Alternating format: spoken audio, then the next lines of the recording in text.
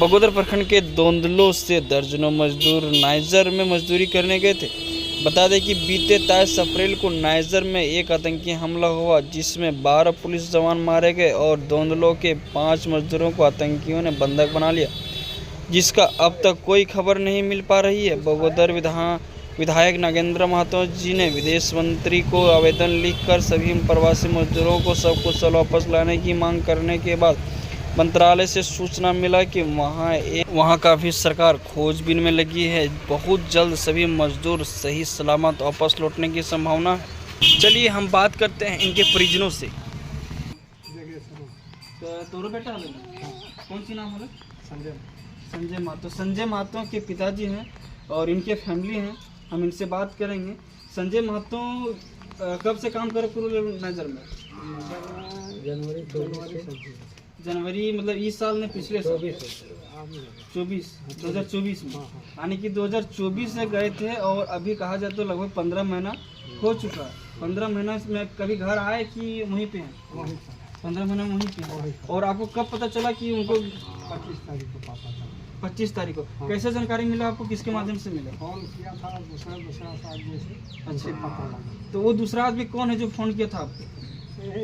गाँव है ना, वही सब। मतलब इस क्षेत्र का और आदमी वहाँ रह रहे हैं? हाँ। तो इस क्षेत्र का और आदमी वहाँ पे रह रहे हैं जिनके द्वारा कॉल आया तभी इन लोगों को पता चला। हाँ, तो पता चलने के बाद आप किनको जानकारी दी और अभी तक आपके घर में कोई नेता मंत्री या समाज सेवी आया था? सब मंत्री आया था। कौन कौन आए थे?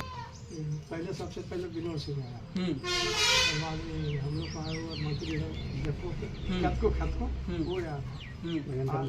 नागेंद्र महतो जी विधायक जी हैं। हाँ, और मांडू विधायक मांडू विधायक भी आए थे और जयराम महतो जी भी आए थे क्या?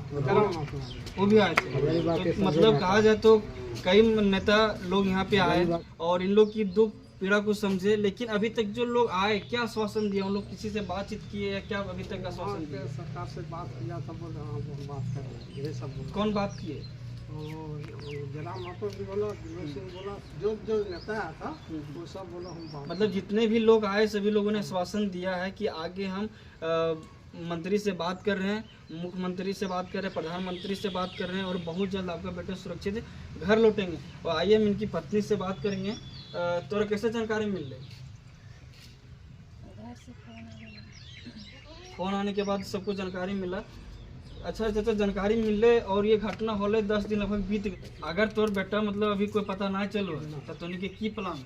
यही दिल्ली जाना है, दिल्ली में धरना देना है, धरना दे के कंपनी के पकड़ना है, कंपनी के घेराव करना है। इनका कहना है कि हम जाके दिल्ली में धरना देंगे, मंत्री के ऑफिस में धरना देंगे और कंपनी को डायरेक्ट हम टारगेट करेंगे और कंपनी ही मेरा लोगों को फंसाया है, ये इन लोगों को डायरेक्ट कहना है।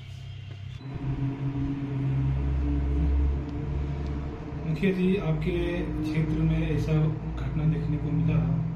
ये घटना हृदय दहला देने वाली घटना है।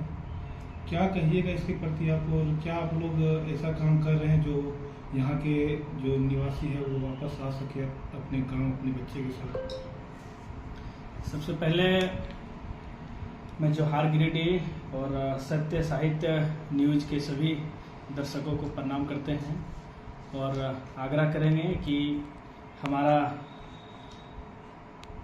पंचायत के जो भी प्रवासी मजदूर हैं, 4 प्रवासी मजदूर हैं, जिसमें एक फलजीत महतो हैं, राजू महतो हैं, संजय महतो, एक चंद्रिका महतो, 4 प्रवासी मजदूर, एक बगोदर प्रखंड अंतर्गत मुंडरो पंचायत के उत्तम महतो हैं। तो कुल 5 प्रवासी मजदूर हैं जो आज से 1 साल पहले जनवरी 2024 में वो लोग साउथ अफ्रीका के पश्चिम क्षेत्र नाइजर में काम करने के लिए गए थे और अधिकतर हमारे क्षेत्र के लोग बाहर जाते हैं काम करने के लिए। रही बात उन लोगों को आतंकवादियों के द्वारा किडनैप किया गया है, तो हम लोग लगातार 25 तारीख से हम लोग को जानकारी मिली है। 25 तारीख से लगातार हम लोग प्रयास में लगे हुए हैं। सभी जहां तक हो सकता है आला अधिकारी हो, प्रशासनिक पदाधिकारी हो, जनप्रतिनिधि हो, सारे लोगों से हम लोग संपर्क साधने का प्रयास कर रहे हैं और विदेश मंत्रालय तक हम लोग आवाज़ पहुंचाने का काम कर रहे हैं, ताकि कहीं ना कहीं वहाँ के सरकार, साउथ अफ्रीका के जो नाइजर के सरकार हैं, उनके ऊपर किसी तरह का दबाव बने, वहाँ की एम्बेसी काम करे और हम सकुशल हमारे जो प्रवासी मजदूर फंसे हुए हैं वो वापस आ जाए। तो क्या मतलब यहाँ के सरकार के द्वारा कोई आश्वासन मिली है कि जो वहाँ पे फंसे हुए मजदूर उनको सकुशलता हम लोग वापस ला सके? देखिए, इसी आस में सारे लोग आ रहे हैं और इसी आस में हम लोग हैं। कहना चाहेंगे कि हमारे झारखंड के मुख्यमंत्री हेमंत सोरेन भी अपने स्तर से ट्वीट किए थे और हमारे वर्तमान विधायक के द्वारा भी जब यहाँ से पत्र जारी किया गया, लिखा गया, तो वहाँ से भी किसी तरह के मैंने अभी तक कोई वैसा सूचना नहीं आया है, लेकिन रिप्लाई आया है, ईमेल के माध्यम से रिप्लाई आया है कि हम लोग यहाँ से एम्बेसी और विदेश मंत्रालय के द्वारा कि हम लोग यहाँ प्रयासरत हैं। हम मांग करते हैं, हम अपने झारखंड सरकार से भी मांग करते हैं और केंद्र सरकार मोदी जी से भी मांग करेंगे कि हमारे जो क्षेत्र के 5 जो प्रवासी मजदूर हैं वो जा कर के साउथ अफ्रीका के क्षेत्र में फंसे हुए हैं, उन लोगों की रिहाई कराने में और उनकी वतन वापसी करने में सरकार जितना प्रयास हो सके करे।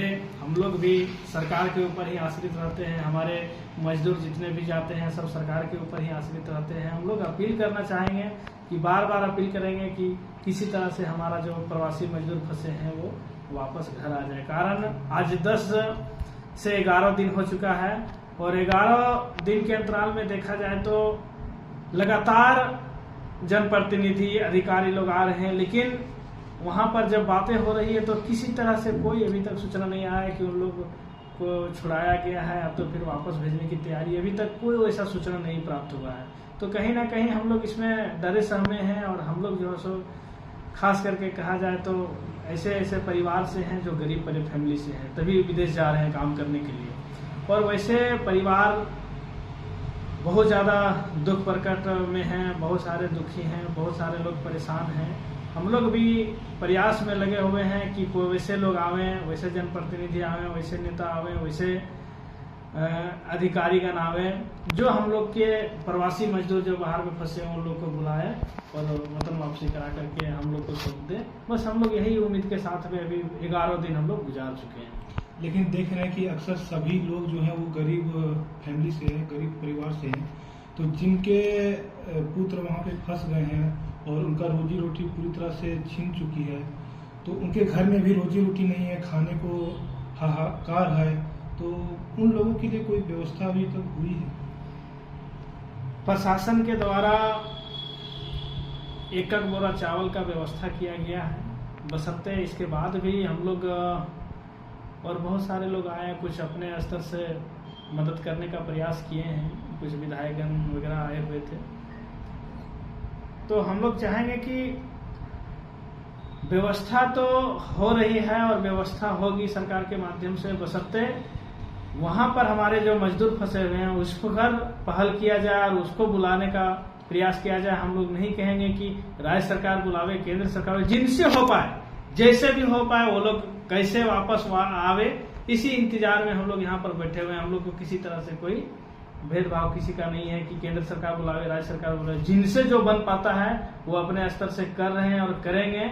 और हम लोग उम्मीद लगाए हुए हैं कि जिनसे होता है किसी तरह से हमारा जो प्रवासी मजदूर है वो आ जाए, हम लोग को और किसी तरह का कोई शिकायत नहीं है। चलिए, बहुत बहुत